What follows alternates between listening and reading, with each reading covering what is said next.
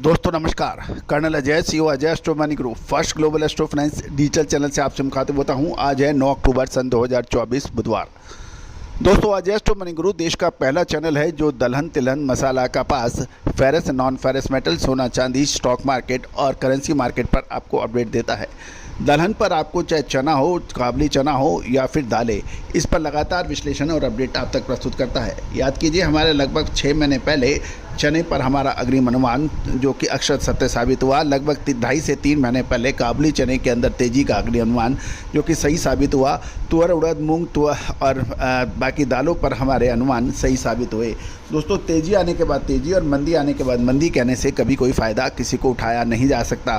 फ़ायदा तभी है कि जब आप अग्रिम विश्लेषण करें और आपका 10 में से 8 या 9 बार आपका विश्लेषण सही हो, तभी आप बाज़ारों में टिके रह सकते हैं।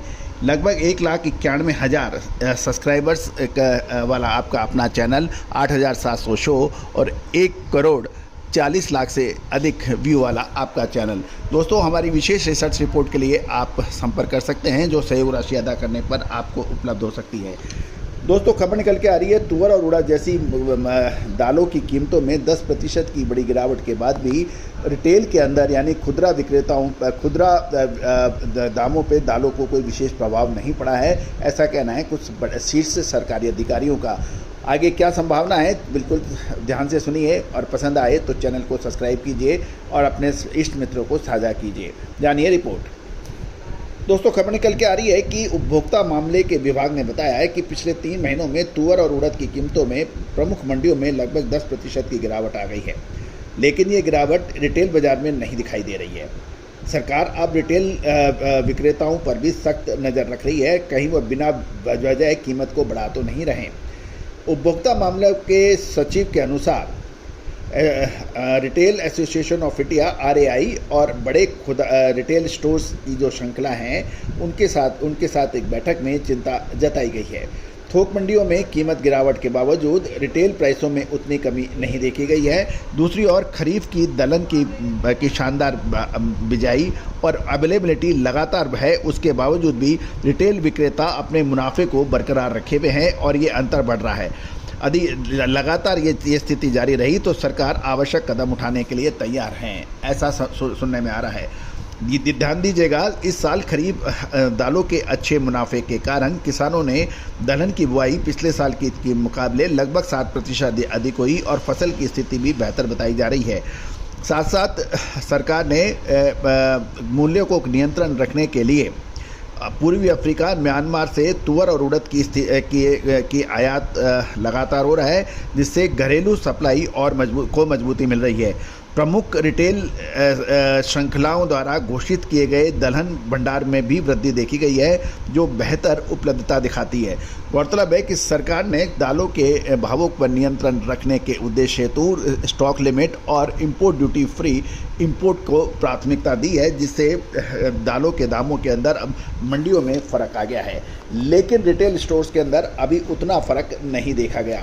दोस्तों हम हमेशा से ही आपको लगातार अपडेट और अपनी तरफ से बात कहते आए हैं कि जो सरकार और औद्योगिक एवं व्यापारी संगठनों का कि MRP यानी मैक्सिमम रिटेल प्राइस और MSP यानी न्यूनतम समर्थन मूल्य, इनके बीच में सामंजस्य होना चाहिए। रिटेल के ऊपर जब तक काबू नहीं रहेगा उपभोक्ताओं को फ़ायदा नहीं रहेगा और जबकि MSP पे MRP का कॉम्बिनेशन नहीं रहेगा तो किसानों को फ़ायदा नहीं होगा।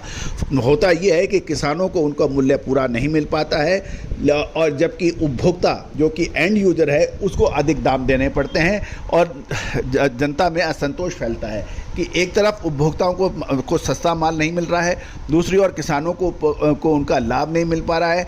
जो मेन पॉपुलेशन की मेजर जो पॉपुलेशन है वो दोनों ही असंतुष्ट हैं। अब पॉइंट ये है कि इस बीच के जो लोग हैं वो कितना मुनाफा कमाएं। यदि मुनाफा नहीं कमाएं तो संभव नहीं है, लेकिन वो कितना मुनाफा कमाएं उसके ऊपर भी निर्णय होना चाहिए, क्योंकि मैक्सिमम रिटेल प्राइस भी परसेंटेज पर है और MSP भी परसेंटेज के ऊपर है, तो मुनाफा कितना होना चाहिए इसका भी एक निर्धारण होना चाहिए।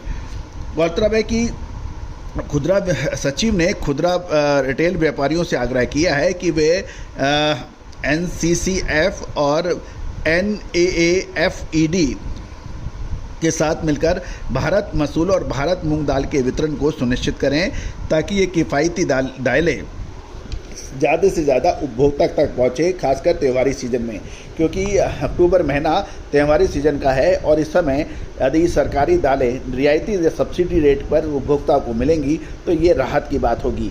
आने वाले रबी सीजन के लिए कृषि एवं किसान कल्याण मंत्रालय ने प्रमुख उत्पादन वाले राज्यों के लिए विशेष योजना भी बनाई गई हैं ताकि उत्पादन और बढ़ाया जा सके और देश दलहन में आत्मनिर्भर बन सके।